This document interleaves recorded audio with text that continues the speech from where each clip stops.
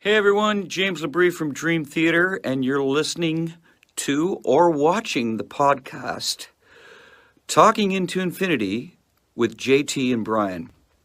Enjoy this. These guys are extremely informative. I love their dialogue.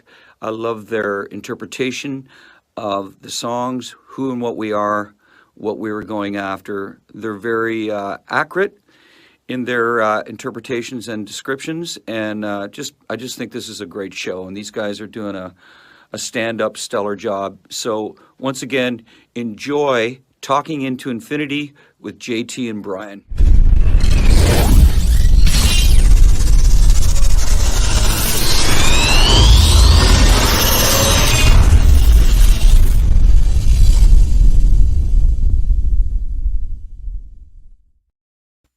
What is up, everybody? Welcome to another episode of Talking into Infinity, a Dream Theater podcast. I am your host, John.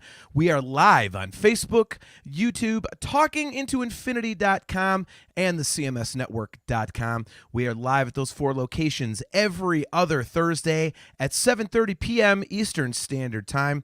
If you are watching on YouTube, please do not forget to click the like and subscribe button, and also smash that notification bell so that you are notified every time that we go live. If you'd like to catch video replays of the show, just check out our YouTube channel or the YouTube channel of the CMS Network. And if you'd like to catch audio replays of the show, just Google Talking into Infinity Podcast. Without further ado, let's bring on my very good friend, Mr. Andy Dufresne. Oh, I'm sorry, Mr. Brian Hendrickson. Dude, I love that you decided to pull up a movie poster as well, because I kind of had that thought. So that's why I've got Wes Craven's New Nightmare, and you've got The Shawshank Redemption, two of 1994's most fantastic releases. But I have another one to show you very quickly. This will be just for the video people here. So I thought this one would work as well. Jeez. So there's Dumb and Dumber, since that's me and you. So I was going to go with that, but then I thought, nah, New Nightmare works better. So I'll never forget the first time I met Andy Dufresne. that movie is so incredible. It is just so damn good. And I can't believe it was a bomb at the theater. I was one of the few that saw it in the theater. I don't know if you did. Because I'm like, oh, based on a Stephen King, story, whatever. And then I saw the director. I'm like, how could you not see this? Yep. But yeah, it turned into like this. It's one of those, if it's on, you can't not watch it. Yeah. How can you possibly turn it off, even if you've seen it 400 times? Yeah. It's such a phenomenal movie, dude. Like, it was funny because when I was looking up backgrounds, I was going to pick that one, but I thought, that's a little obvious. And I know that you're a big fan of that movie. And I thought, well, if he decides to go the movie route, I think he might pick that. And I was right. So there we go. You know what, though? New Nightmare, I love that. That's the one where they did the twist where they're having the nightmares while they're filming the movie as the actors or whatever, as the actresses. Well, yeah, it's basically like, almost like Freddy's real, and Right. the movies were just movies type of a thing. That was done really well. Yeah. So, all right. Well, before we get started, I want to thank everybody for tuning into the 1984 deep dive we did a couple weeks ago. A couple weeks from now, we will be doing a deep dive into Dream Theater's latest record, A View from the Top of the World. So we'll have that for you in a couple weeks. Tonight, however, we are doing something that we've done a couple times already, and it's been really fun, kind of interesting to see where we land on stuff that's kind of Dream Theater related, kind of not. So we've done the year 1989, and we've done the year 1992, which means we are on to 1994. And tonight, we have walked into a time machine. We have a DeLorean, and we have decided to go back in time to 1994. So I am graduating high school. I'm about 90 pounds lighter than I am now, and just as nerdy. So you were just graduating high school too, right? Because you were held back about 7 times. Yeah, that's my 4th time through. You were the slow kid. So what did you legit weigh like your senior year of high school? I fluctuated between 150 and 155 pounds from the time I was 14 till I was just shy of 30. Okay. And I'm 245 right now. I think I was like 140, which is like, I mean, that just to even think about that right now. I mean, I'm Dude, like 179 now or whatever, roughly. I try to always stay under 180 if I can, but like to think like, I don't know, it just doesn't that seem hilarious when you see pictures of yourself? right. Yeah, it's funny because my wife has seen him, and we were talking literally just the other day talking about it, and we were saying that me back then looked like you would say, "Oh man, get that guy a sandwich," and now you look at me now, it's like, "Oh God, get the sandwich out of that guy's hand." Well, I remember like So- some of your old band stuff. So what was the one video you showed me where it was like you with that metal band and you were in that big theater outside? metal Was band. Yeah, remember that? It was I don't think it was your same band, or was your band before you'd had all your new members in it? It was like a really old guy playing guitar, I think. I are you talking about like with the cover band in the Ohio No. theater? Was that a cover band? I thought you guys did some originals. If you're, I was only ever in two original bands. So it was either Gatlin or APG. Okay. But it was that one of you only guys were like a 3-piece, weren't you? Or did you have 4? No, Because are you thinking of somebody else? No, you remember when we did the video night and you came over and played that video, and it was like super old, and you were outside in that big theater. Yeah, that was Gatlin. That was Gatlin, but before you had all Yeah. the okay. Yeah. But man, you look like one of those guys that like in like 7th grade was growing a mustache or whatever. Like, you know what I mean? Even though I know you were obviously older, like it just looked hilarious on you. Like, I was 19 in that your video. facial hair, yeah, you looked way younger, I thought. But of course, some of the guys were really old. But well, that was 27 years ago. So I guess that'll happen. But yeah. Well, our buddy Joseph Wren, Discuss Metal Joe from the Discography Discussions tuning in, says, "Riding nerdy into the council." This is not the council, Joe. This is talking into infinity. Come on now. So he's trolling us already. So back to the topic. Yeah, it's 1994. We went in our time machine and we go into a record store to try and purchase Awake, and it's not available. So we each have to pick 10 different albums that we would purchase since we cannot purchase Awake. And I will say that this year started out shitty. And I remember it, like I was going through the list of albums in chronological order, the release dates, and most of my stuff is from late in the year. And it was really funny. We were emailing today, me and you, and it was really funny for me to go back and revisit a lot of these albums because, as I said a couple minutes ago, like I graduated high school in 1994. So listening to a lot of these records in, back to back and reviewing them kind of was really nostalgic. And I was like, wow, like it was weird kind of revisiting the year that I graduated high school. So did you have any like crazy throwback memories listening to any of this, or was it just another year for you? I was kind of all over the place musically because grunge was kind of sort of, taking over or whatever.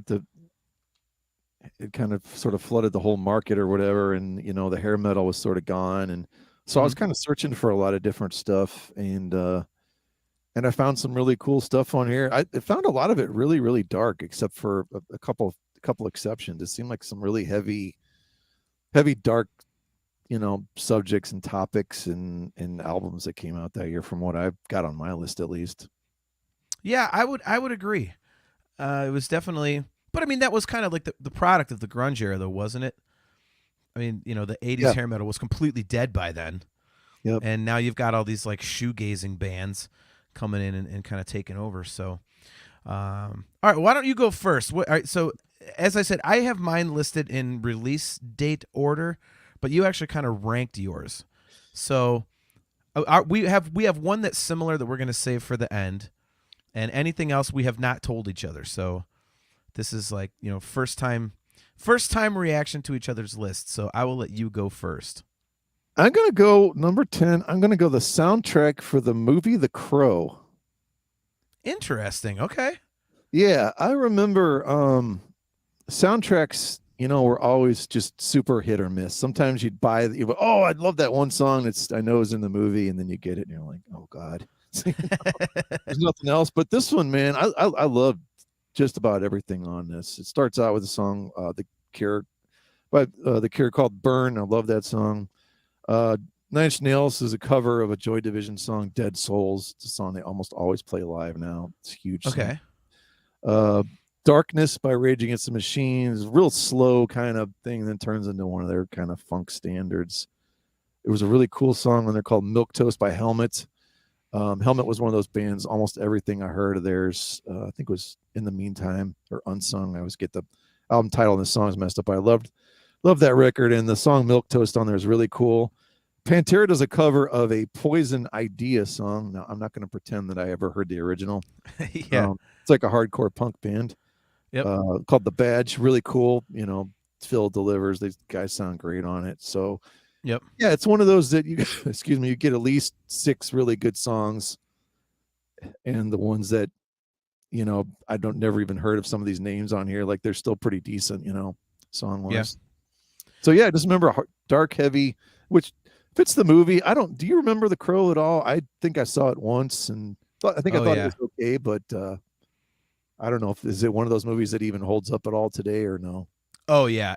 Well, at least for me, I love The Crow, and ironically, I love The Crow and was not a fan of the soundtrack. But that's all this type of stuff I wasn't into, you know. So, but yeah, the movie itself is awesome. Man, oh man. It's talk about dark and dreary, and just especially knowing that he got killed on set, is like that kind of adds to the whole mystique of the thing. And yeah, it's just creepy, and I don't know, it's got such a cool atmosphere to it. I love that movie. So if you haven't seen it in a while, go back to it. It's really, really cool. I mean, I guess you could consider it maybe a little campy, but it's so, like I say, it just sucks you in so much because of the visuals that it's like one of those things that, you can overlook the campiness because it's such a visual experience. Didn't they make a series or something? Did you ever see that or no? They may have. I don't remember. That was back when like USA would make a series out of like anything, basically. Right. It was probably them that did it. I was just curious. Yeah. So yeah, I'll have to go check out The Crow again. Cale McLeish, good to see you, man.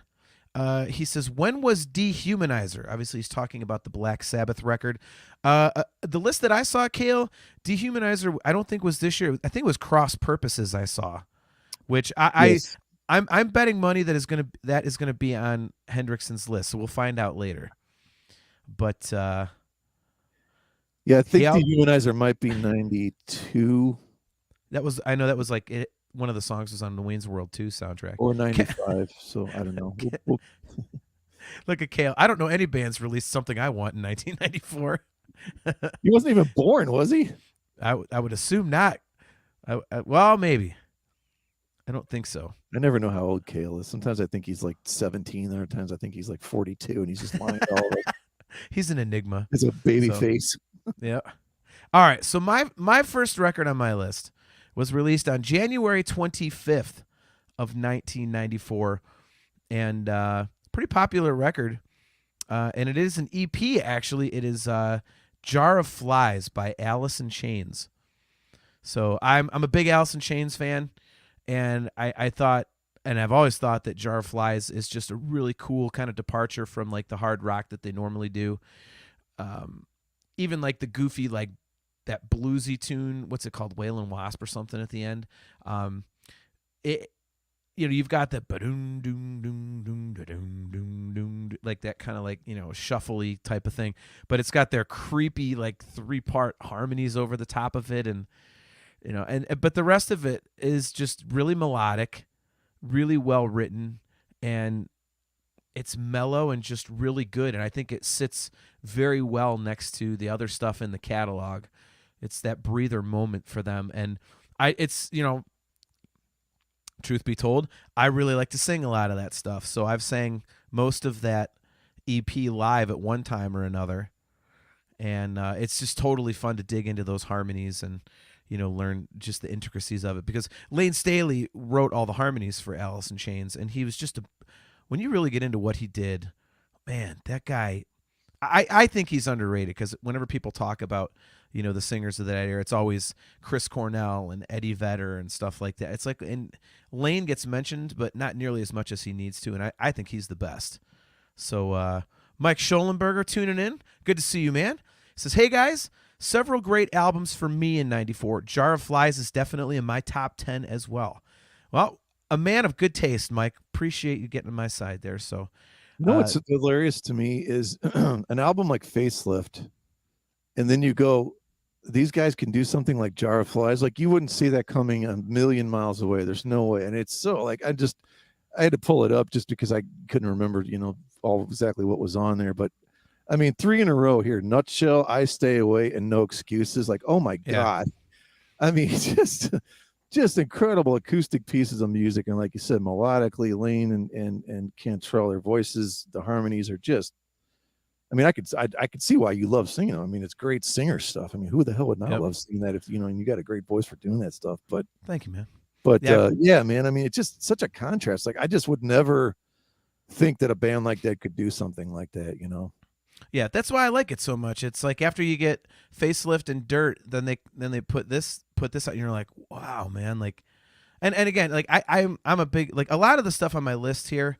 Well, I can't say a lot, but it's definitely like vocalist driven, I noticed, and I just love the vocals in Alice in Chains. So, and this record definitely showcases them.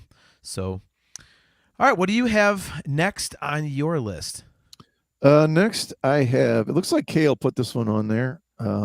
Super Unknown, Soundgarden. I love, and speaking of vocals and harmonies and things that are done on My Wave, I mean, I love the way the vocals bounce all over the place in that thing. Like it's like a round in certain parts. I mean, it's so damn good. And the rhythm section is so great. Spoon Man, I always thought that was a killer song. Like the only one on there, like I'm so tired I can't even stand it. If Black Hole Sun, like they can put that song in the dirt and bury it in the desert somewhere for 5 million years. But I fell on Black Days. I still love the title track. I mean, just a dark, harrowing, brutal album, but there's plenty of melody, and I think it's Cornell at his absolute finest vocally. Like he does the heavy, but he does the melody stuff with it, and I just think they're clicking on all cylinders, and they never, I think it's the true apex of this band. I think is Super Unknown to me. Okay, I will refrain comment. Soundgarden is one of my least favorite bands. You just go, no.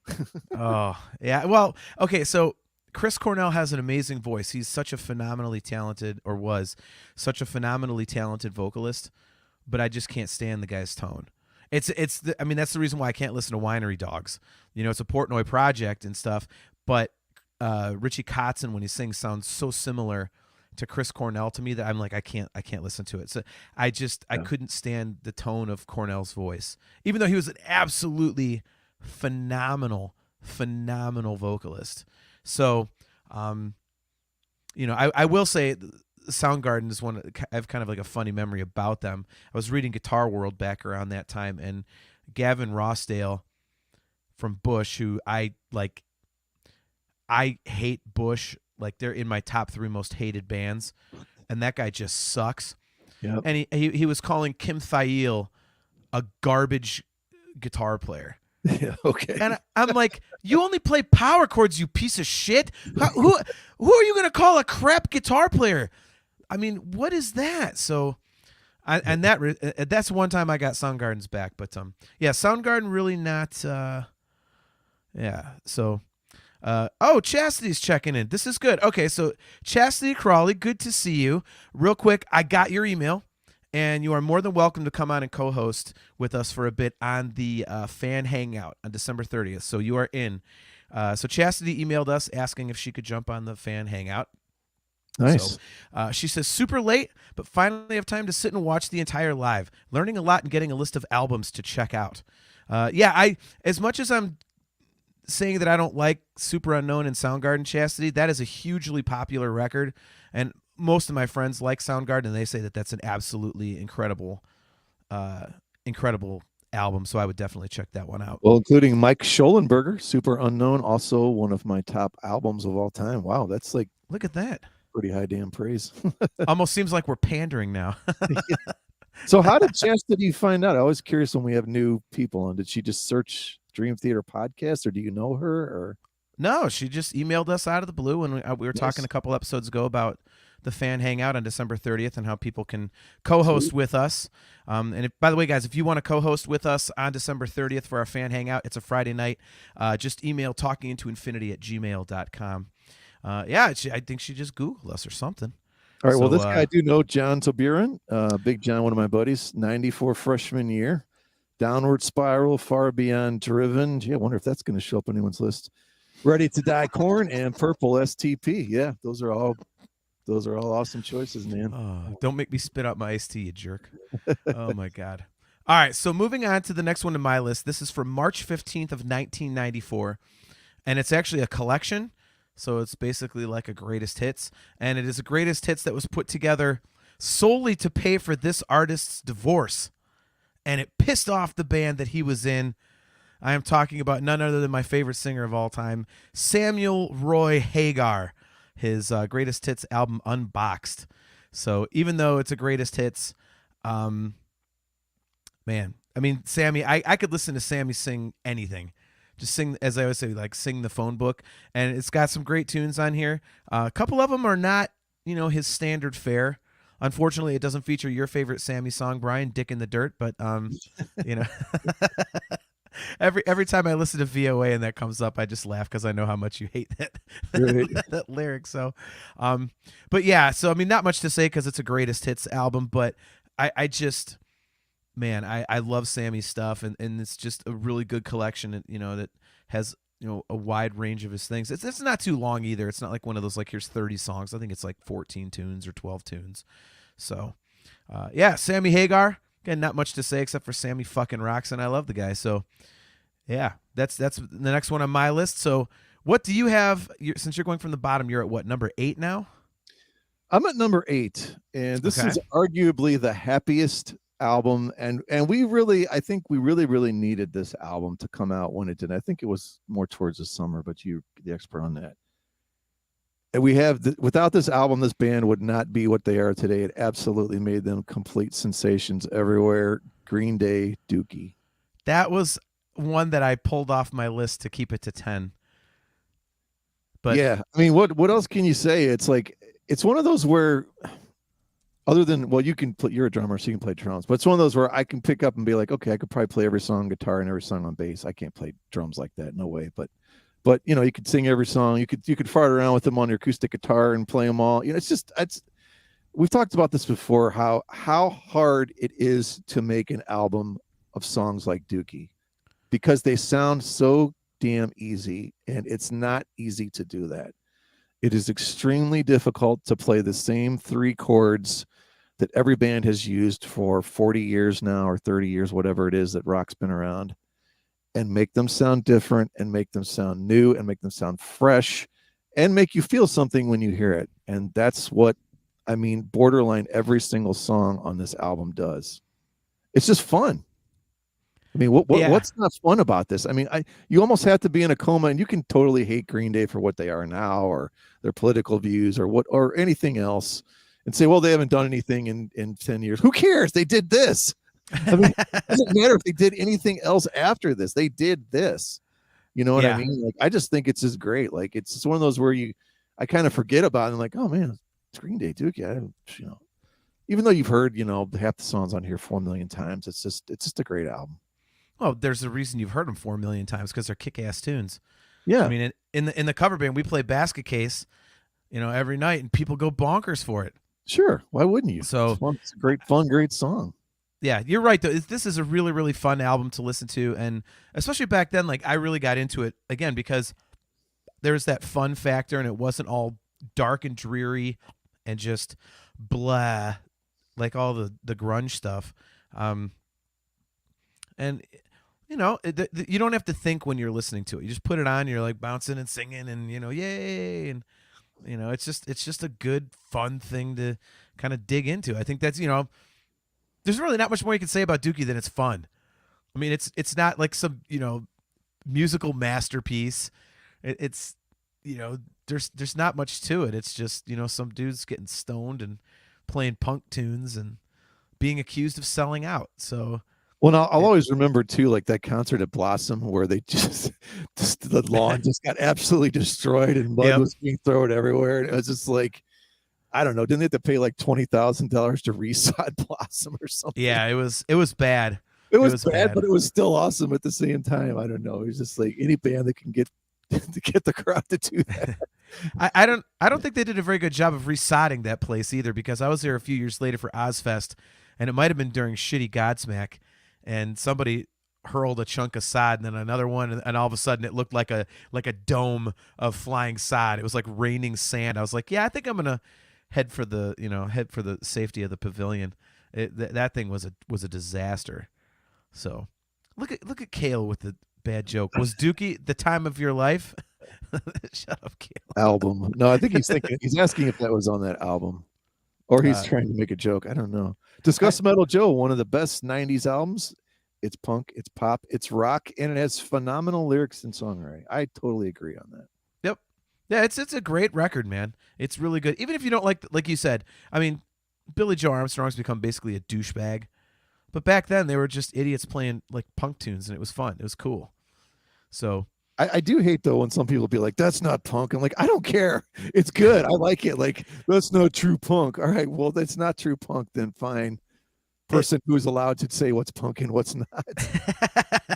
Well, hey, metalheads do that too. That's not metal. So I know. You know, the gatekeeping is real, and I mean I read about them back then, and they caught a lot of shit for Dookie, because they had a couple records before that were actually considered like really punk, and they were all in the scene, and then they did Dookie, and everyone's like, fuck you. They did that thing where they sold out and put melody in their music, like we did right. with Metallica. Oh, you put melody in there, you bastards. It made it accessible. How dare you? Yeah. So, speaking of accessible, the next record on my list was released on March 22nd of 1994, and it is easily one of the most accessible records on my list. And it actually debuted at number 1, and it, I believe, was the first true like extreme metal record to debut at number 1. Of course, I'm talking about Far Beyond Driven, the masterpiece by Pantera. And of course, it is not easy to listen to and all that. As Philip Anselmo said at the end of the Pantera video, it'll be difficult to listen to, it'll be angry, it'll be abrasive, and it'll kick you in the fucking balls of the pussy.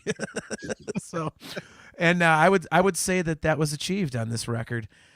This is definitely a oh my god, this record is the sound of being punched in the face over and over again. But the cool thing to me about this record is that the second half is just weird. I've always thought that. It's a phenomenal record, but the second side has these weird things that they're doing, and yet it still meshes with the rest of their stuff so well. But it was really experimental on that second side, I always thought. But it does have some incredible riffs, like Slaughtered. You know, I mean, Pantera just, in my eyes, can do no wrong. I absolutely love Pantera. They're definitely in my top 4 or 5 favorite bands. Love Dimebag. Pissed that he's not around.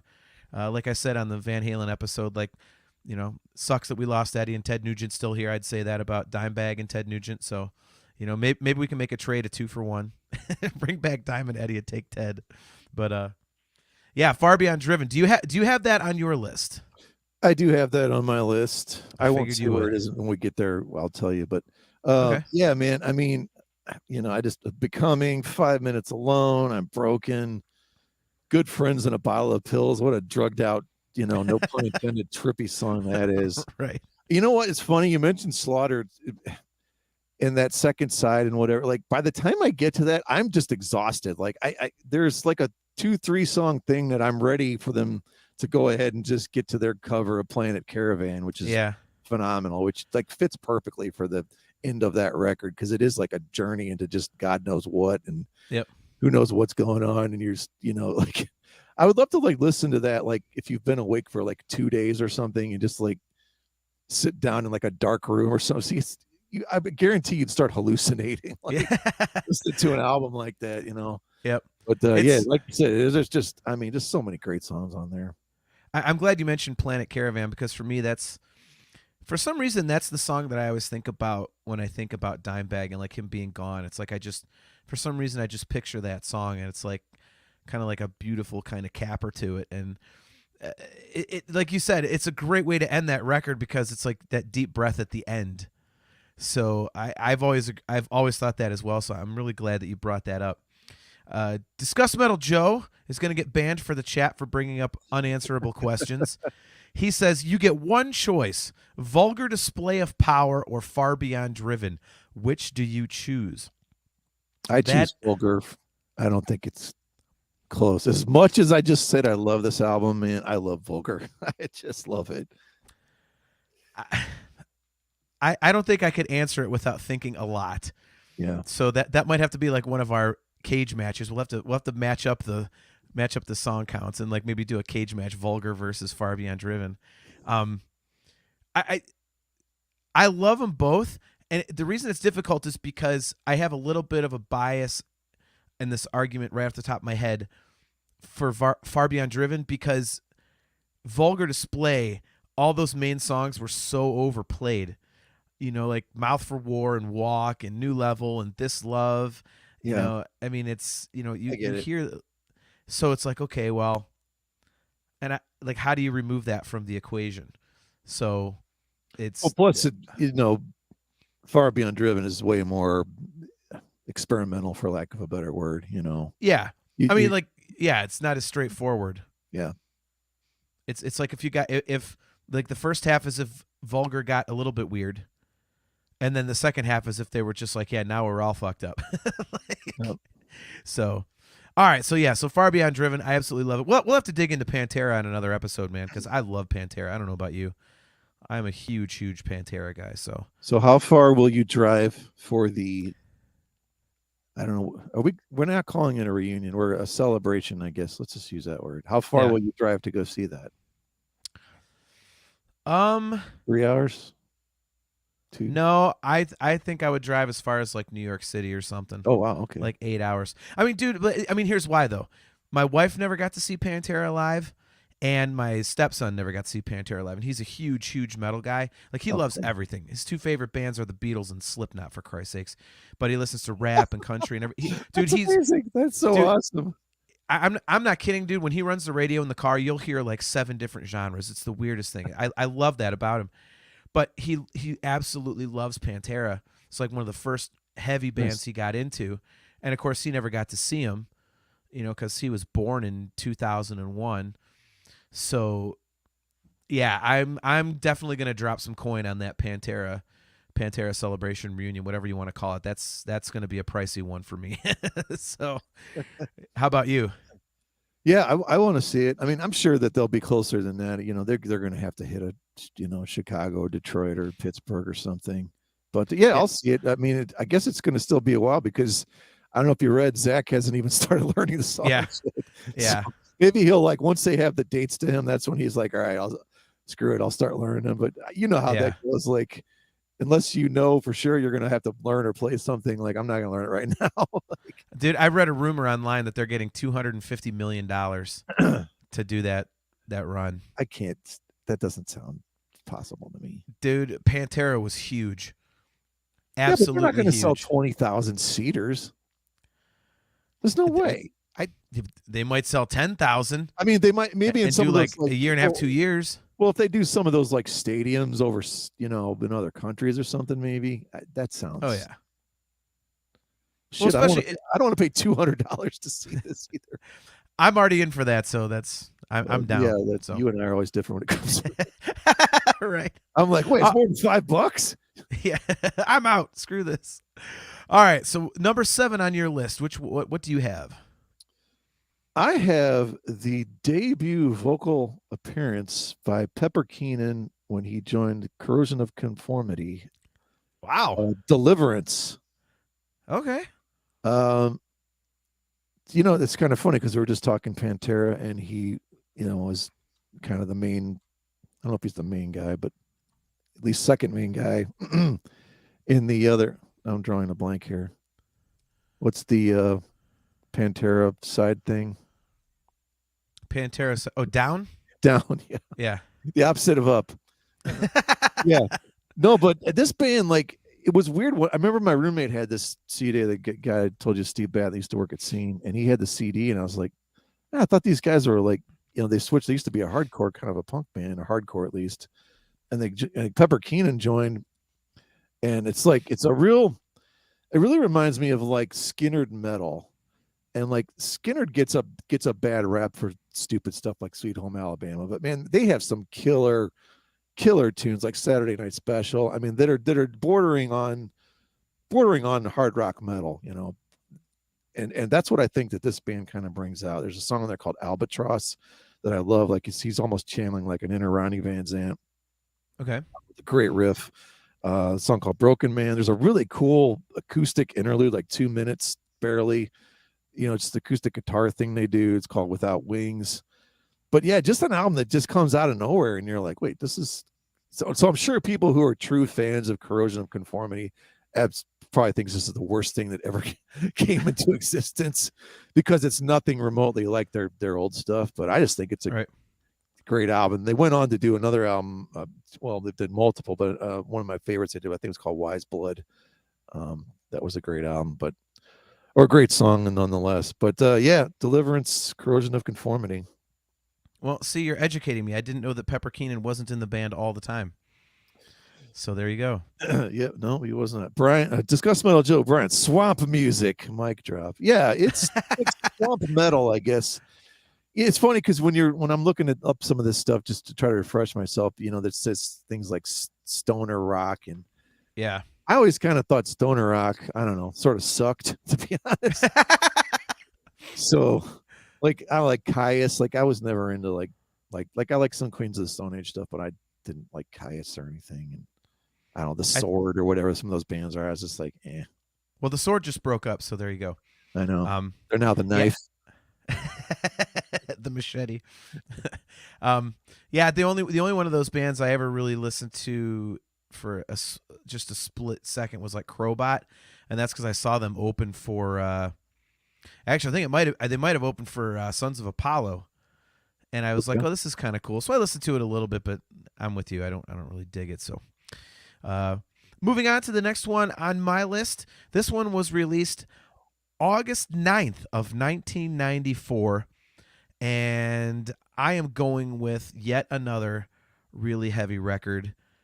I'm going with Burn My Eyes, the debut record from Machine Head. Brian, I know that's a band you like. I've always loved this record. This was one of the first like really heavy records that I got into. I was definitely like a Metallica guy. It was right at the end of my run of being a huge Metallica fan because they were just about to put out Load the next year. But yeah, I started getting into Pantera, and then I found this one because I heard I forget where I heard Davidian, but that Let Freedom Ring with a Shotgun Blast. I'm like, holy God. So, and it was all detuned and everything with the guitars, and it was just brutal. And I love this record. I go back to this record a lot. And, again, Brian, like I was saying, I know that you're, a Machine Head guy. You like some of the records. So where do you stand on Burn My Eyes? I just think it's solid straight through. I think it's really, really good. It was hard to leave this off my list. And the only reason I left it off my list is I love like some of the new stuff. Like the new album is absolutely amazing. And then they did a 3-album run that I love. Before that, as good as this is, what they turn into now, I just absolutely think it's so much more mature. But this was great stuff for the time. I mean, I remember I bought this. This was another one of my joined the Columbia album Club 5, for the 12th time. This one I got, Davidian, 1,000 Lies, Nation on Fire, Blood for Blood. I mean, it's just just a great, brutal, heavy album, and it's hard to argue anything on this one. Yeah, I think this record has like one of their most underrated songs, the closer Block. I have always that song is just an ass kicker. I mean, all the parts are busy, but with like still like a really cool groove and headbang. Oh man, I love that song. Love that song. So yeah, when I saw this in the 1994 catalog, I was like, oh yeah, Burn My Eyes, dude. Hell yeah. So this was an easy choice for me. Alrighty, so at number, it would be 6 for you, I believe. What do you have at number 6 on your list? Number 6, I have Boston Walk On. Interesting. Okay. Yeah, Boston is one of those bands I think you either love or you just don't give two shits about whatsoever. Right. Because it's such a tight knit thing run by Tom Schultz, and he's such an innovator in terms of like all of his own custom amps, his own custom effects, his own, like he even designs the PA that goes out and Boston uses live when they play massive outdoor amphitheaters. I did not know that. Yeah. And this album just continues that just giant wash of vocals and 400 layers of chorus and delay and everything. And I don't know. The title song and a song Surrender to Me. I love What's Your Name, a song called Magdalene that it's just singing at the, just basically ripping the top of your head off, the register that they still have on there. Brad Delp still has on there, whatever. I mean, it just, I don't know. This album to me is just front to back. It's kind of weird. Like the production is always funky. Like the guitars and everything sound great, but the drums always sound kind of funky and excuse me, electronic sounding or whatever. I don't even think they're real drums half the time, but he does really cool things with organs, old school Hammonds in there. And I don't know, the guy just knows how to craft and make these just giant anthems, and no one else can really do that the way he does. Yeah, I'll be completely honest. I don't know much about Boston. Go figure. And so I love doing these because like some of the stuff you talk about I've checked out. It turns out to be really, really good because it's not anything I would ever think to go out and look for myself. And Boston's one of them. But, I mean, phenomenal band. So I always get it's funny. We were just talking about this with the cover band the other day. We were talking about like how we always get Boston and Kansas confused. So, yeah, they don't sound anything alike if you actually dig into the albums. Yeah, I know. Well, speaking of bands that don't sound anything alike, on September 27th of 1994, there was an album released that I think is criminally underrated in this band's catalog. I also think it's pretty much the last great record that they did because I'm not a fan of what came out afterwards. There's a few exceptions, but so again, sticking with the theme here, another very heavy band. I am going with Divine Intervention by Slayer. And I've caught a lot of crap over the years from a lot of people saying that this is a good record, and I will stand by it. I listened to it today for the first time in quite a while, and I'm sorry. I think it's a great Slayer record, man. I really like it. It's got the really fast thrashy stuff. It's really kind of the first time they introduced kind of like that slower sludgy thing that they'd kind of really dig into as their albums would progress. I love the title track. That Ditto Head is just that quintessential speed thrash, Slayer tune that people love. And let's face it, right now it's topical, Brian, because it has the Jeffrey Dahmer song 213 on it. So it's funny. I remembered that they had that, and obviously that the two documentaries, or the docu-series, and then the actual documentary is all over Netflix right now. So I went and looked up the words to it, and I was like, or the lyrics, and I was like, wow, okay. And then I listened to it today, and I was like, man, it's always, isn't it weird, like when you actually know what a song's about, how it just changes the whole listening experience. I know that's probably a really dumb goddamn stock thing to say, but it just always happens for me like that when I really know what something's about. So, yeah, I mean, I don't know if you're into Slayer at all or not, and if so, like, did you like this record? Is it just you're like, I don't remember it? Sorry, Chris Aiken. Brian, turn his camera off. His iced tea has to be spiked. Our buddy Chris Aiken. Aiken, I'm sorry, man. I really like this record. I mean, you can't tell me that shit like God Hates Us All and Repentless that came after are better than this. There's no way. Well, I will. First of all, I thought someone's going to bust me because I just realized that. Sorry, I want to backtrack real quick here. Boston Walk On is the first album that did not have Brad Delp on it, but they got a singer that sounds exactly like him. So I want to clarify that before I get lambasted. I know nothing at all about the Slayer album, honestly. Okay. Yeah, so I'll be honest. I like Slayer. I I think on some of the newer stuff, I've heard some stuff I thought was pretty cool, but I think I kind of got to that point in my life where I don't need a full Slayer album, like, you know what I mean? Like, I'll go if I want to see him live, I'll see like the main stuff and then a couple new ones or whatever. It just kind of gets to be a little too much for me. Yeah. Just being bashed over the head with, death and killing and, and Satan and whatever. I don't know. I do think they did grow though as writers. I thought they kind of got, like you said, more groove oriented, and it wasn't the speed thing that was, on Rain and Blood. I think they grew definitely. At least Rain and Blood was like 32 minutes long, and the songs are like 2 minutes, so it's like you're in and you're out. Yeah. You're like, what the hell was that? Like, yeah, I like the blend of material on this one, and but I am with you. I mean, it's like one of my wife's best friends, Slayer, is his favorite band, and he listens to them religiously, and I'm just like, man, there's not a lot of, there's just not a lot of variance to it. So after a record or half a record, you're like, okay, I think that's good for me. Chris Aiken says their career is 100% spotty and generic after Seasons in the Abyss. The end was all down-tuned boredom. Yeah, I would agree. And as soon as Tom Araya started like putting fuck in every other lyric, I'm like, that's always like a filler word when you can't think of something else.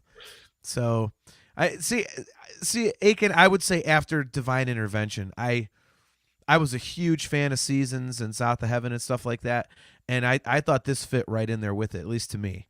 It was after this, because I think the one after this was they did that punk record, Undisputed Attitude, and then Diabolus and Musica, and I'm like, what is this crap?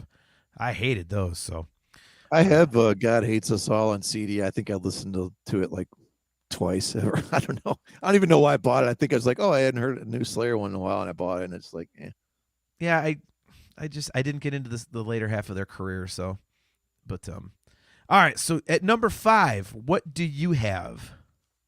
This will be the shocker of the whole list that no one will care about whatsoever. Okay. I have Toad the Wet Sprocket Dulcinea. Wow. I did not think we would get a Toad the Wet Sprocket. Yeah, I love reference on the show.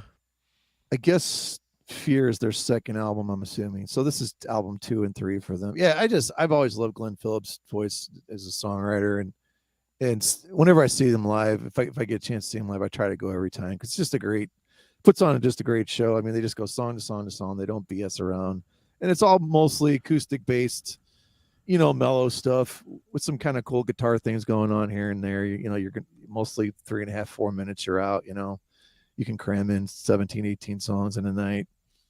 And I love all these songs because you can, being a piano player, I can pick almost any one of these songs and I can, sort of fart around with it on the piano. And if I could play guitar, I could pick it up and play them on guitar, And I always like music like that. And just a fun, like, especially like if you're out sitting around the campfire in the summertime or whatever, or out camping, or, going along in your lazy canoe or something, it's just, yeah, I don't know. It's just, I just always loved that band. And this is one of my favorite albums.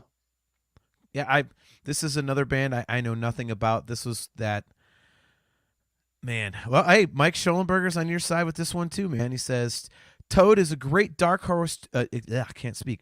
Toad is a great dark horse choice. One of my college roommates' favorite bands. Heard that album many times. Yeah, these types of bands, I could never get into. And even as the years have gone by, like as my tastes have changed, which granted they haven't changed a ton, but I was gonna say, wait, what? I'm the first one to admit.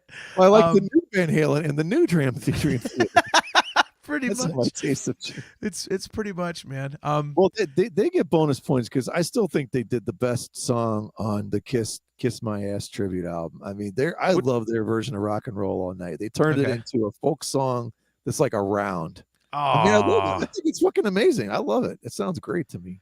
See, I'll get to reworked versions of songs in 2 albums. Sometimes when these things get reworked, they just suck. I'm like, will you leave it alone, please? I love it because they didn't try to. They did it exactly how I like that whole tribute album in general, though. I think it was done great. I remember liking, I think, 2 songs off of that. That was it. Gin Blossom's Christine 16 was good, and the Lenny Kravitz one I thought was decent. Which one did he do? Deuce. I mean, that's Okay. like, it sounds like a Lenny Kravitz song.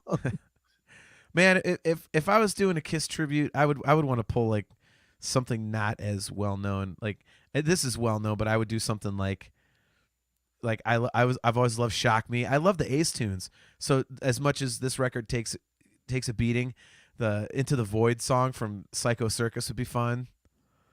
That'd be cool. Like Rocket Ride, the B side from Live 2.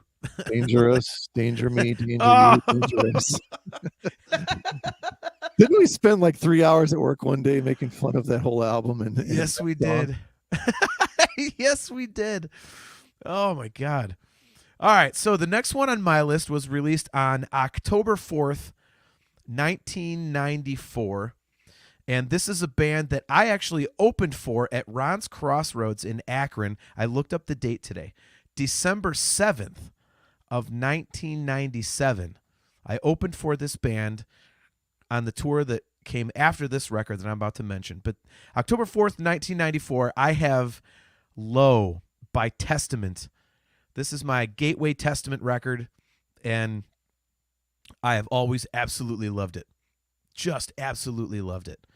And it's funny because it comes 2 years after The Ritual, which is pretty much like, your standard, early Testament record. And then here comes Low, just tuned down and brutal, and it was like, what the hell is this? And just a fantastic record. I love it. There's really not much of a bad song on here for me. There's a couple I might skip, but I really, really love it. That song Dog-Faced Gods always makes me laugh because that was the catalyst for the subsequent record Demonic, which was nothing but the death metal vocals, because Chuck Billy said, oh, we played Dog-Faced Gods live. Everybody loved it so much we did a whole record of that stuff. But the song Low is just awesome. Hail Mary's great. Even like the ballad. I love the ballad on here, Trail of Tears. Just a great, great Testament record. I really like this one. Yeah, I was kind of out of my whole Testament thing at this point, and I didn't get back into them until like, I don't know, 5-6 years ago, maybe a little more than, maybe like 8 years ago. I think you had a live album or something you turned me on to. They've done a few live ones, or is it? Yeah, just... there was one right around this time. Yeah, okay. It's like live at some, I forget what it's called. Well, no, the live one I heard I thought was newer, but yeah, okay. It had all this older stuff that I'd never really heard. But yeah, I mean, there's some like Trail of Tears I remember thinking was cool. Yep. And yeah, I mean, just pretty much, they don't do any too much stuff that's like not good, Yeah. Almost everything has at least 3 or 4 where you think these are good, They're one of those really odd bands where later in their career they're a lot heavier than they were at the beginning. You don't see that a lot. It's kind of interesting. So yeah, is that from detuning and just production stuff, or? Well, I mean, it's detuning and production, but it's also the aggression of it. They sounded more like, a B-level Metallica on the first 4 or 5 records, and now when you think of a Testament record, it's that like really heavy, kind of thrash and just intricate riffing. It's a lot more. There's a lot more meat on the bone. I think it's weird, man. Well, I think they're able to mix metal with thrash more, whereas before maybe they were more kind of straight thrash, I guess. Yeah, along those lines, but. Chris A. controlling me says, this is a great topic. John, I'm shocked you haven't had Soundgarden's Super Unknown on your list yet. Brian actually brought that one up earlier in the show, and you'll be happy to know that I did not crap on it. I did say that Soundgarden is one of my least favorite bands, and I pretty much left it at that, so I'm behaving myself tonight. So, all right, Brian, what is next on your list? This would be what, number 4, I believe, correct? Number 4, you already talked about this one, Far Beyond Driven. Okay. So I guess we won't revisit it other than to say pretty damn good. Yep. Those Parafellers, I tell you. They got a future. All right. So next on my list was released on October 14th of 1994. And I actually bought this record to listen to it today because I didn't realize it wasn't available to stream, so I just purchased the MP3s. And I do not like the original material on this one. It's about like 2/3 live, 2/3 original. It is No Quarter. Jimmy Page and Robert Plant, Unleaded, by Jimmy Page and Robert Plant, obviously. Anytime you can get Jimmy Page and Robert Plant in an acoustic environment, I am way, way, way on board.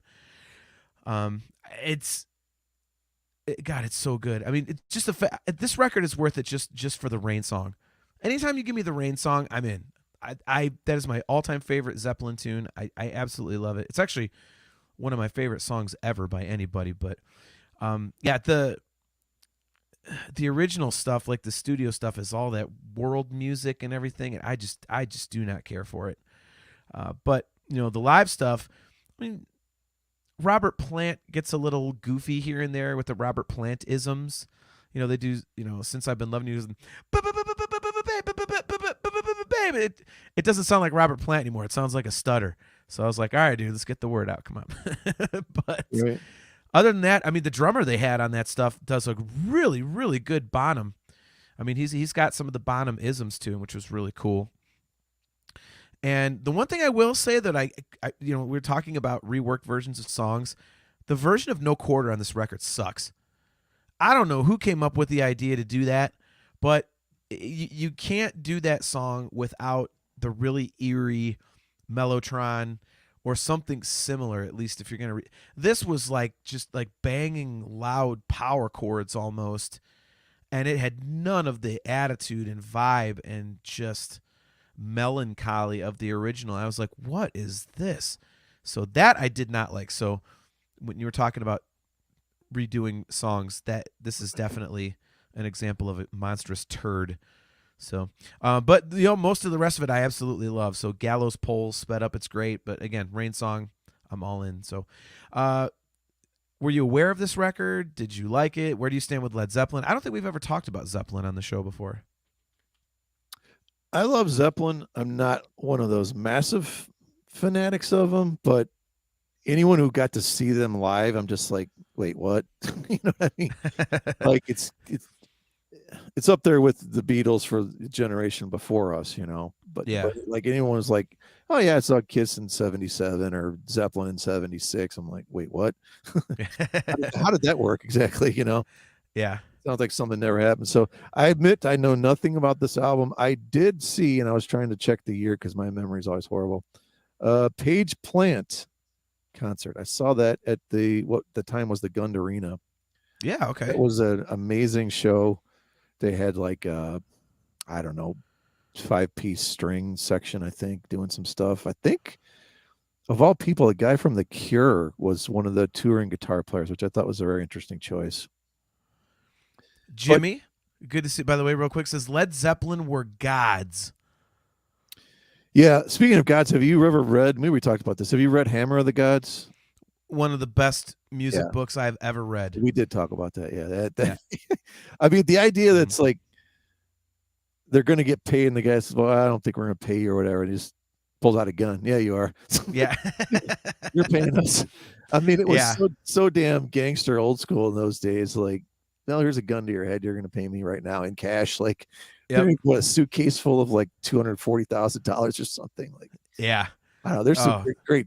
I think I actually read that book like twice. Didn't they? I think they did a re-release of it with some more stuff added or something. Yeah, it's a little bit expanded. That's the one I have. It's hard to find. I think it's out of print, so you got to kind of do some digging for it. But I have a copy, so definitely an excellent book. Chris Aiken says that he met Jimmy Page the night before that Clarksdale show at the Dio Maiden show. Amazing experience. I'd love to meet Jimmy Page. Dude, he's weird to me. Real quick before we get to the next one on my list, but where do you stand on Jimmy Page? Like, I think he's one of the greatest songwriters to ever live, at least in terms of rock. Absolutely phenomenal rhythm guitar player. Not a good lead player. Every time he comes up on the list of like greatest guitar players, I'm like, that needs an asterisk because his lead playing is so unbelievably sloppy. It's I guess I understand what you're saying, but at the same time, you're insane. I mean, that's just the style. I mean, I guess I get what I get. You're such a Van Halen, worshiper that I get what you mean. But if it wasn't for Jimmy Page, there wouldn't be 90% of what's out there. I mean, that's just kind of a fact, in my opinion. Yeah, well, and see, I'm I'm not not. Van Halen. Look at Brian, that, Chris Aiken. Say Yeah, Chris.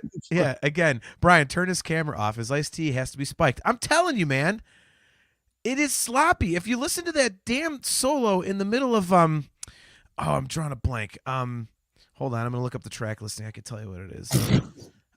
Is it on this album? On this newer one? Yeah, it's like, was it Live and Love and Made, I want to say, or Heartbreaker? It's like that that solo break, like Well, it's freaking sloppy. first of all, negative points for them for trying to redo this. Like, you like this album, which is cool, but I think it's totally stupid when guys like this redo something they already did that's like amazing. Like, I don't. It's like adding the stuff to the Star Wars movies, and I don't want to know your opinion on that. A whole other show for that. But I don't know. I just always think that's silly. But like you said, they did try to make stuff acoustic, so I don't know. I haven't heard the album, so I guess I can't comment on it. But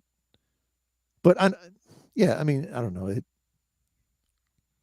I understand what you're saying only because I know you.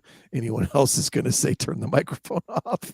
No, I mean, look, Aiken says it again. He says, this from a guy that loves Slash. Same style of drunken / stoned feel playing. No. Jimmy Page is sloppy and Slash is not. There is a difference between feel and there's a difference between having feel and playing sloppy. His lead playing is sloppy. Okay? I mean, if I had it all queued up, if I could do it quickly, I would pull it up and give you examples, but his leads are freaking sloppy. John pointing out Jimmy Page not being that good. I'm not saying he's not that good. I said he's like one of the best songwriters ever, one of the best rhythm guitar players ever, like just so beautiful melodically, but his leads are sloppy, and he's a good lead player. It's just sloppy. He went back and practiced. I bet he'd get a lot better. Is that what you're saying? I'm sorry, man. 82 or whatever he is. Dude, Aiken mentioned Slash. Slash isn't sloppy. Eddie is not sloppy, and he plays with a lot of he's got, that feel to him, that rock and roll kind of looseness. And Jimmy Page is just it's freaking sloppy. Chris, can you figure out a way to turn this? Like, more about this. Can you turn his mic and his camera off? Mostly his mic. You guys suck. All right, so we're into your top 3 now. So what do you have at number 3? Number 3, I have the only album in recorded history where there is a segment where there's a sample dropped in where the guy says, if it's going to be that kind of party, I'm going to stick my dick in the mashed potatoes. Okay. I'm talking about The Ill Communication by the Beastie Boys. Wow. Man, okay. What an incredible opus this thing is. Like, I love this album. I mean, Root Down, Sabotage, Sure Shot. I mean, I just think it's a great piece of art. It's fun. There's a twist around every turn. I mean, I've always loved the way that these 3 guys just weave their voices in and out. They all have a different, a different style, different timbre to their voices. Like it all just always it always amazes me. Like they have a formula, but they can change it on the twist of a dime and just go some other crazy way. And they don't have to drop in all those samples and get your feet moving and get your head bouncing. And then you're still singing along to the stupid lyrics. Like they're so beyond juvenile, but they're also incredible at the same time. So I love it. Yeah. I think it's a great album. Beastie Boys is weird for me because it's not something I actively listen to. But I mean, I do like a lot of their songs, I'm also someone. It's like what little rap that I'm into. I've never really been able to listen to an entire rap album all the way through because it eventually gets so repetitious for me. But the Beastie Boys, like you said, it's like they don't really have that, style. They'll do something like, they'll go from like Girls, from License to Ill, and then they'll go to like Sabotage, which is like some kind of like funk, like distorted bass type thing. It's really cool. And what are the like the more well-known songs on this record? Because I feel like there's one on here that I absolutely love, and Well, I the don't three I remember. named are the biggest ones. Sure Shot's the first one, Root Down, and Sabotage. Those are probably the three biggest Okay. ones, honestly. All right. But I think this is the first album too where they started playing all the instruments rather than just like kind of sampling and using drum machines and things like that. So Yeah. they're playing, a lot of the stuff on this, which is just so damn cool. It is. I wonder if this is. Is this the one that has? Is it called "What You Want"? Like it's just. I know it goes to. So what you want? That's. I don't I think that's love. on this one. Is that Okay. on this Well, one? I was wondering if it was this or not. So if it's not, then we can move on. But Actually, it might be. yeah, that backbeat is so heavy. I love that. And that organ like oh it's heavy, dude. I like it. Yeah, but maybe That's it a is on this one now. You got me wondering. Because that see, that was one of the ones they started playing. I know it's not on Paul's Boutique because I just looked that up. I thought So it was on. Yeah, I don't know. It's not showing on here. this is making We're for such a experts great. that we know nothing. I know we're doing a terrible job with our Beastie These Boys are the songs knowledge. that we. Yeah, it's not on here. That's weird. No, oh well. So that's one of the Beastie tunes I like. But Yeah. all right, so the next one on my list I have to skip because we both have this one and we're gonna do that one last. So my second to last record was released on November 1st, 1994, and it's famous for being a little bit creepy, I suppose, or sad, however you look at it. Considering this guy killed himself 7 months prior, I have Unplugged in New York by Nirvana. So when I was in high school in 94, my senior year, I had my little 6-month Nirvana kick where I was all about all the Nirvana stuff. So by the time this record came out, I was not in my Nirvana kick, but I still thought it was awesome. And I thought the set list choices on this record were really, really, really good because, they pulled out stuff that definitely worked great in an acoustic environment. And the cover tunes worked really well because it made it something a little bit different. It wasn't just, hey, here's a whole pile of Nirvana tunes. There was some other weird songs, but it just fit in really cool because it was a different, almost like a different style from them, but it still blended well with the Nirvana tunes they chose. So this is another one that I listened to in its entirety today because I hadn't gone back to it in so many years, and I really loved it. His voice is so intriguing to me. Because it's not like he has a great voice, but it's so unique. And it's one of those, for me as a quote unquote singer, there's very few people that you can sing and never get it right. You can get close to pretty much a lot of vocalists if you're trying to cover a lot of styles. Kurt Cobain is one of those you can't get him.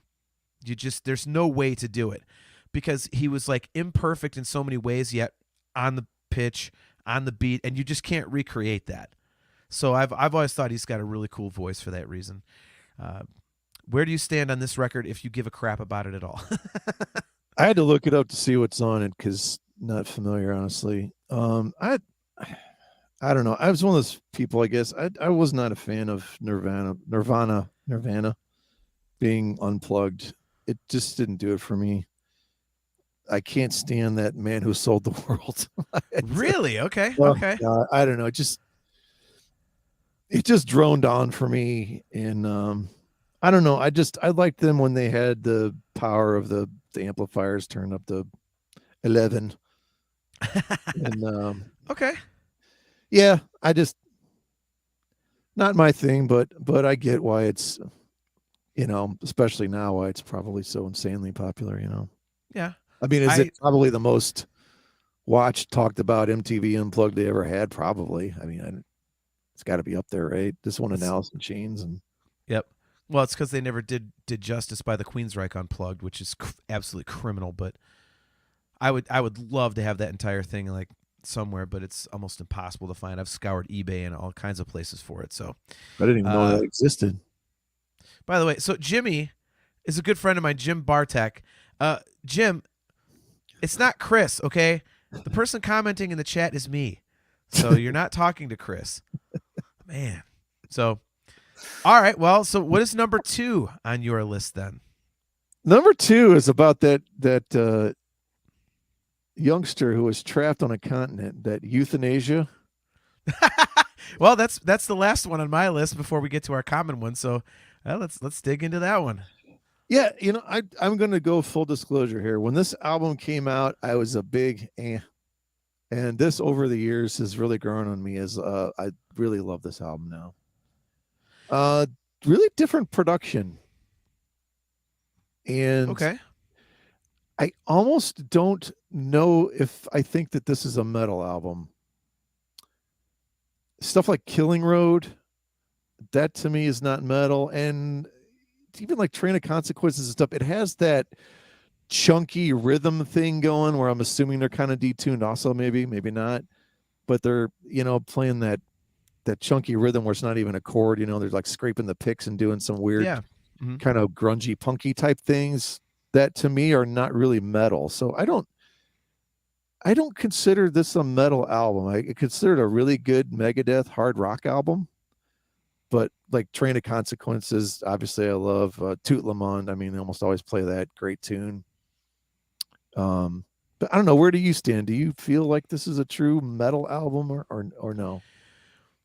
I never thought about it that way until you just mentioned it. I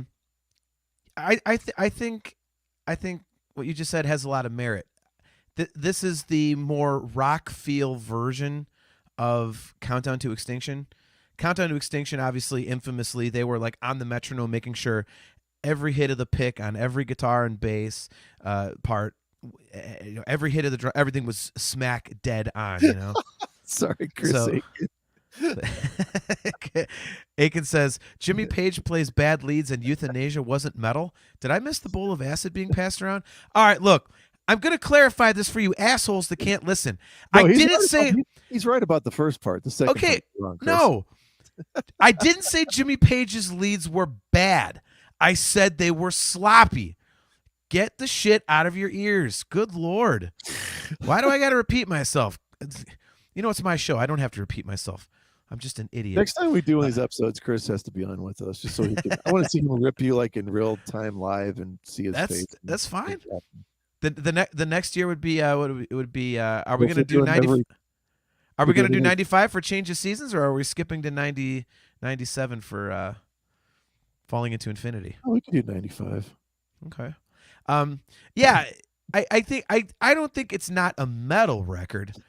Chris, because everyone associates sloppy with good. All right, I have to admit that was great. All right, Aiken, you asshole. A part can be written well and performed poorly. That's called sloppy. Okay? He writes good leads. They're just not performed well. Why am I even bothering with you? You don't know shit about music. You really don't know your ass from a hole in the ground. Seriously, at least where the technicality is concerned, and you admit that yourself. So shut up. Actually, Chris, you can fix this because you've met Jimmy Page, so you can go back to him and say, sir, you need to practice a little bit more. Your leads are sloppy. I don't know. He might put a curse on him. He's into all that black magic shit. Yeah, I mean, I wouldn't say that it's not metal per se, but I think it definitely has a rock feel to it. I agree with you there. It's a little bit more accessible. It's not as in the the heavy pocket, the jin, jin, jin, jin, jin, jin, like most of the stuff on the previous Megadeth records, especially Countdown. So yeah, I mean, to me, yeah, I would agree with you mostly. I still think it is a metal record though, but I think it definitely has more of a hard rock feel to it. I also think it's the last truly great Megadeth record. A lot of people are really into cryptic writings. I like that record, but it's okay. And then after that, of course, they didn't really get back to their good stuff, really good stuff until like Endgame and Dystopia and whatnot. So great record though. So Aiken, by the way, you're going to want to stick around for the last record we're talking about because I think you will actually agree with us 100% on that one. So, well, I've got one before you get to that. I have mine number one, and then we have that one. I was just about to tease that. Let me segue this stuff, dude. Come on. That's my job here. So, so speaking of one more, you actually have one more on your own list, Brian. So, Oh, well, thank you, John. all right. So, what is number one on your list before we get to our combined selection? My number one starts with a sound bite from a movie of a guy who basically your entire existence is based around. Okay. George Lucas's THX 1138. It is the sound of a man being beaten, and it starts out the downward spiral, 9 Inch Nails, Mr. Self-Destruct. Chris Aiken, Hootie and the Blowfish. I was wondering when this one was going to come up.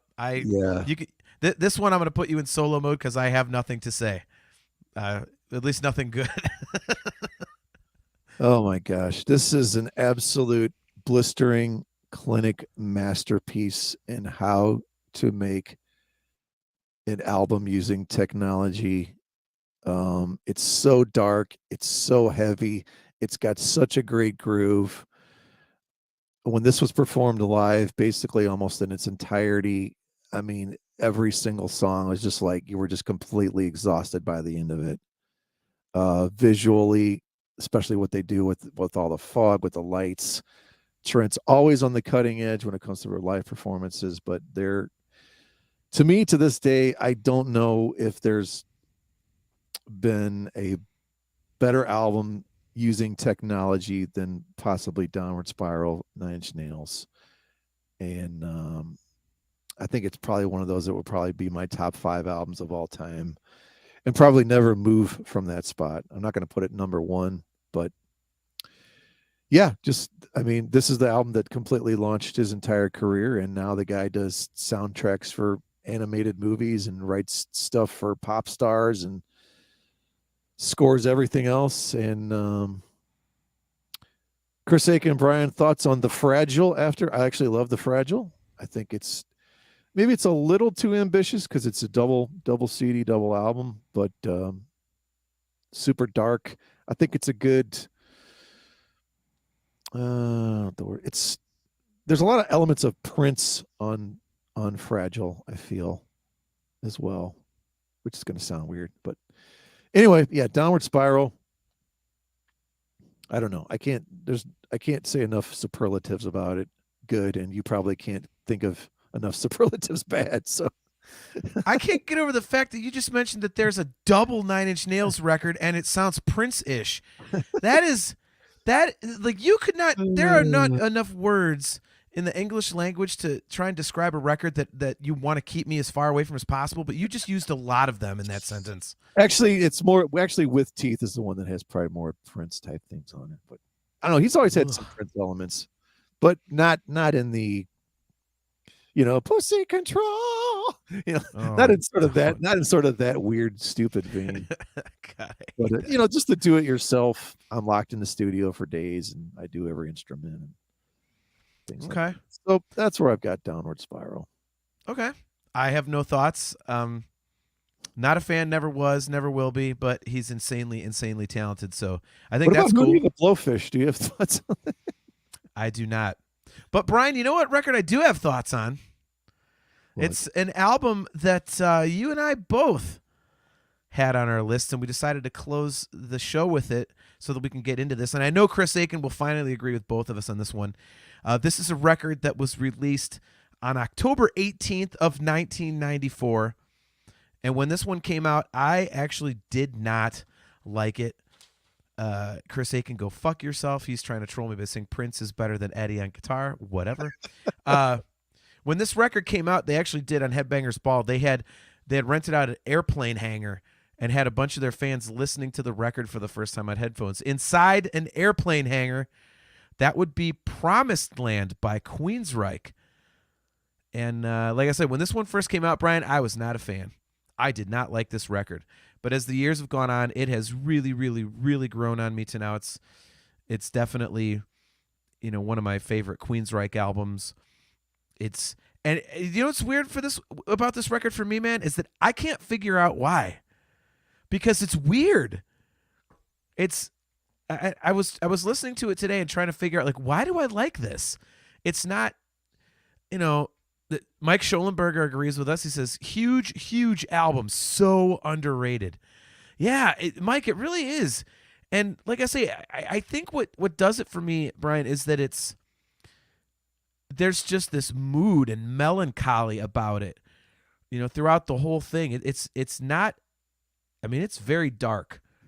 And Queensryche was never like that upbeat, happy type of band, but this is really kind of like a bummer, and it's almost like a midlife crisis happening or something. And it's not straight ahead like like Mindcrime was, or especially Empire was.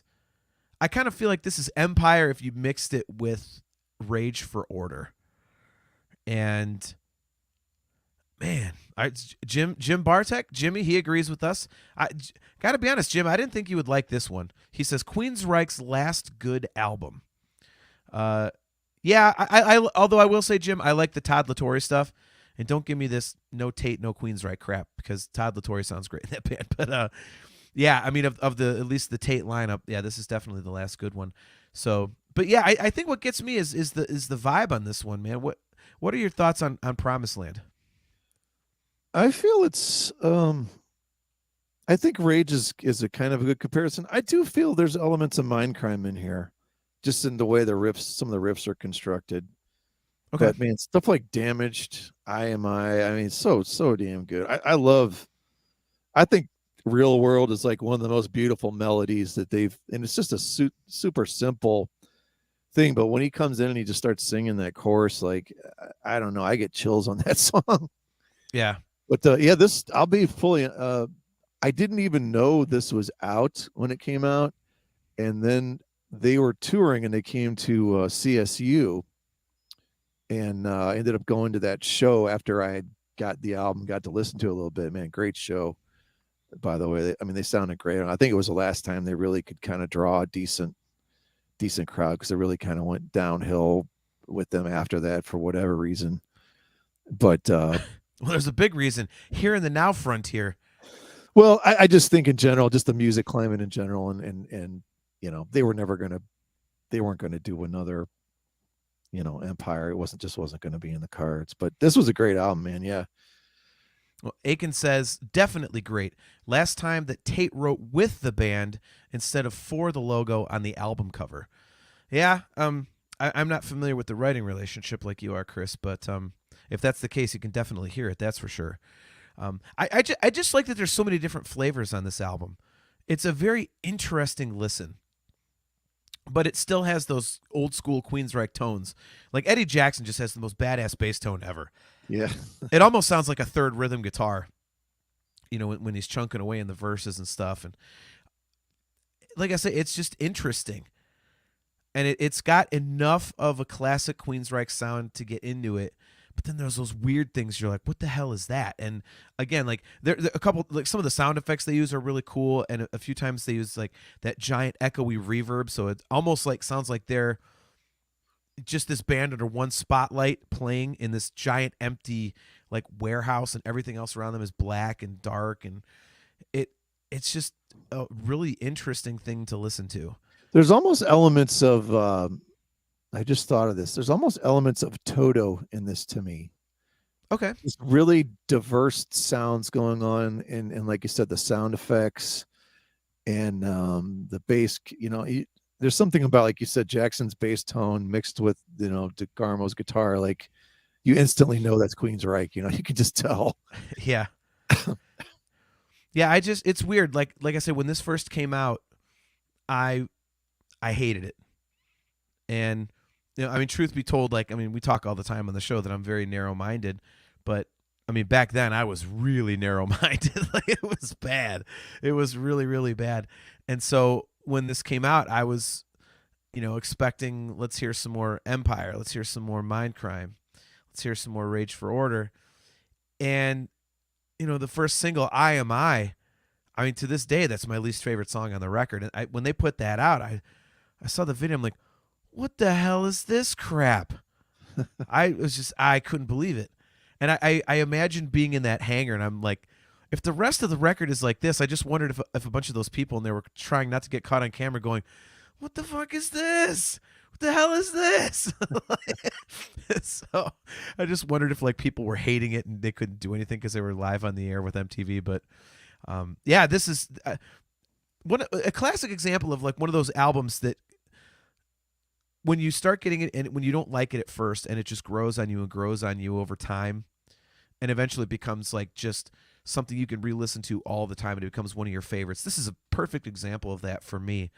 You know, as much as it's cliche to say, like, you know, I when I think of that, I think of a Van Halen record. Like, I think of OU812 because that's another one. I hated it when I first heard it, but over the years I've grown to really love it, and now I go back to that one all the time.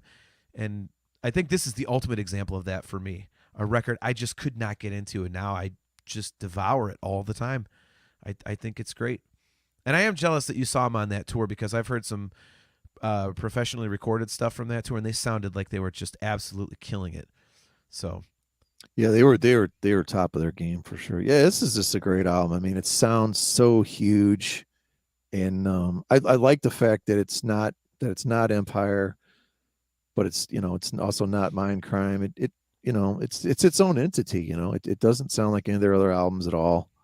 I mean, for sure as hell doesn't sound like the super old stuff, obviously. yeah. But yeah, it's funny that you didn't like I Am I remember the first time I heard it, I just thought it was great. I mean, it reminded me of like a Queensryche doing Kashmir or something, with those strings and stuff in there. Yeah, it just didn't sound like Queensryche to me. It just didn't sound like Queensryche to me. It was, and again, it's still my least favorite song on the album. Like I listen to it now and I can get into it and stuff, but back then it was just, I was ready for Jet City Woman or I Don't Believe in Love or something like that. I Walk in the Shadows, and it's definitely not that. My last thought on this one for me, we talked earlier about Far Beyond Driven and how Planet Caravan was such a kick-ass album closer. And I think this record has an awesome closer as well. I'm a big fan of Somebody Else because it's just, Jeff Tate and a piano.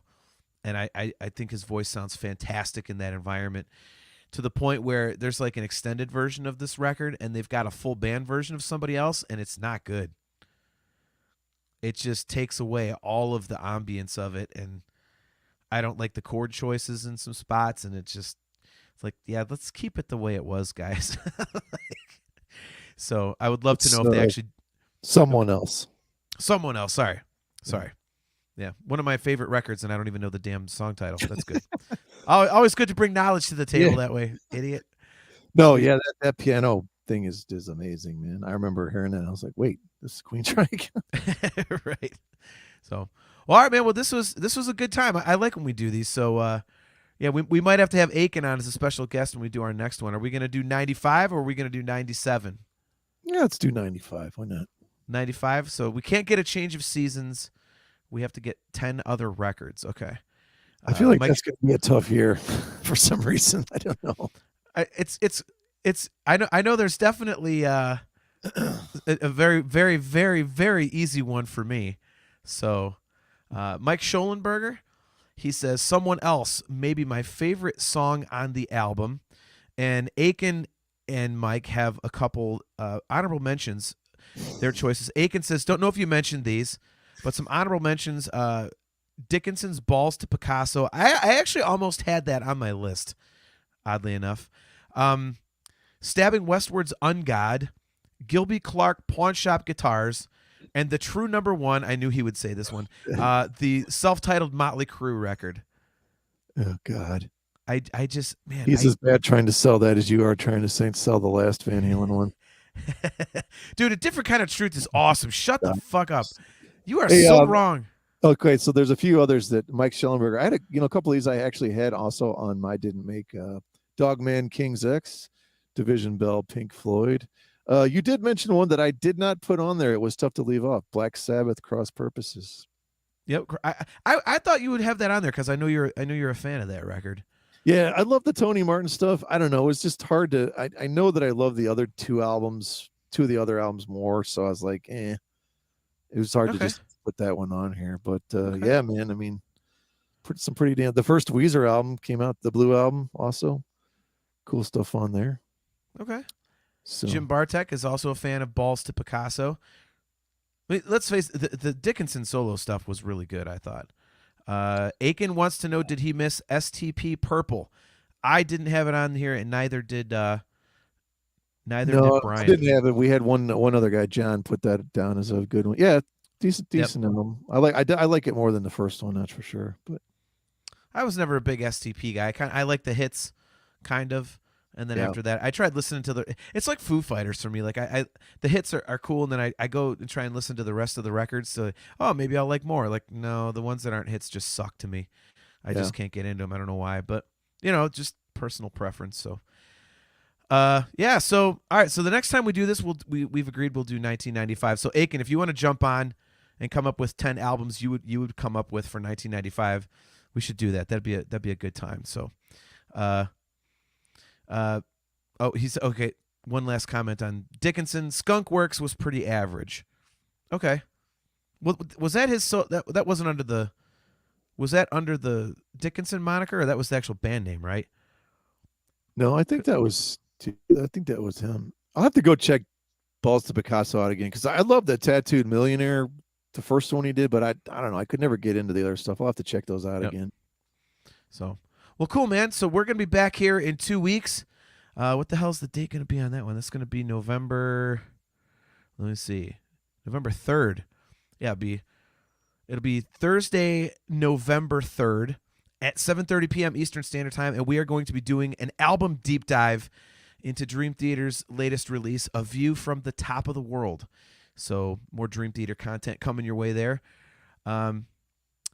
This was a blast, dude. I like doing this. I'm glad you came up with this idea. It's fun to kind of talk some stuff other than Dream Theater, see what else we're into and whatnot. And you always have really good input on these things, and I always have some albums that I've never even thought to listen to that I go back and check out. So appreciate your input on this one. So I guess I will see you in 2 weeks, man. So thanks for hanging out. Yeah, as Red would say, get busy living or get busy dying. Nice. Look at Jim Bartek. I'm spinning Dream Theaters made in Japan right now. I am not surprised at all, Jim. Mike Schollenberger, Chris Aiken, Chastity Crawley. Thank you guys for hanging out in the chat. Our good buddy Joseph Wren, appreciate you. Cale McLeish. As I said, guys, we'll see you in 2 weeks on Thursday, November 3rd at 7:30 p.m. Eastern Standard Time, right here at these 4 locations: Facebook, YouTube, TalkingIntoInfinity.com, and the CMSNetwork.com. Remember, if you are watching on YouTube, don't forget to smash that subscribe button so that you are notified every time we go live. And if you would like to take part in our big fan hangout show on Friday, December 30th, if you would like to co-host with Brian and I, just shoot us an email to talkingintoinfinity@gmail.com. Like Chastity Crawley did, she will be joining us on camera that night. And if you'd like to join us on camera, if you want to drink Gorilla Farts like I'm going to be doing because I'm a complete idiot, again, just shoot us an email at talkingintoinfinity@gmail.com. So for myself, I am John. He is Brian. And we'll see you in 2 weeks, guys. And until then, Carpe Diem.